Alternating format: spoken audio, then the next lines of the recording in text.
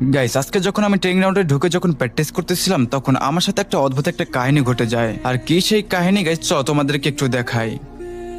Guys, তোমরা তো দেখতে পাচ্ছ এইখানে কিন্তু একটা প্লেয়ার কিন্তু আমার সাথে টিম আপ করে ফেলে। কিন্তু গাইস, এইখানে কিছুক্ষণ পরে দেখি ছেলেটা আমাকে মেরে দেয়, আবার দেখি লল ইমোট দিচ্ছে।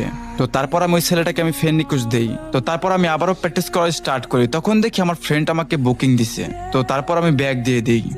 কি রে বন্ধু, কি করতেছিস? এই তো ট্রেনিং রাউন্ডে ঢুকে একটু প্র্যাকটিস করতেছিলাম। আচ্ছা একটু দাঁড়াতো, আমি আসতেছি। আরে এটা কে? এটা দেখি আসিফ ভাইয়া। হ্যালো আসিফ ভাইয়া, বিগ ফ্যান। আরে জান, তুমি কাকে বিগ ফ্যান বলতেছো? একটু আগে তোর আমি ট্রেনিং গ্রাউন্ডে মেরে ললিমট দিছিলাম। কি বলো তুমি?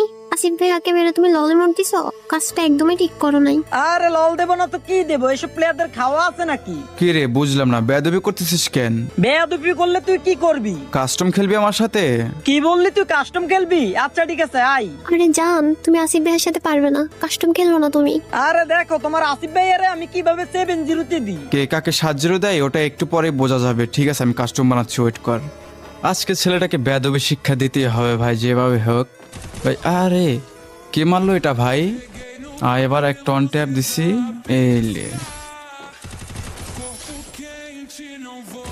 ভাই, ছি ভাই, হেডশট লাগতেছে না কেন? এত রিকোয়েল কেমন? এই তো লাগাই দিছি। এই লে অন ট্যাপ, এবার লবিতে আয়। আমি তোমাকে আগেই বলছিলাম আসিফ ভাইয়ের সাথে তুমি পারবে না। আচ্ছা তুমি একটু চলে যাও, আমি আসতেছি। চুপ থাকো তুমি। আচ্ছা আসিফ ভাই, আমি একটা কথা বলি, আমি তো আপনার ছোট বোনের মতো, এবারের মতো ওকে মাফ করে দেন, ও বুঝতে পারে নাই। আচ্ছা ঠিক আছে, তুমি যেহেতু আমাকে ভাই ডাকছো, এবারের মতো ওকে মাফ করে দিলাম। হাসিফ ভাইয়া আমিও সরি। আর হ্যাঁ ভাইয়া, আপনি না অনেক ভালো মনের একটা মানুষ।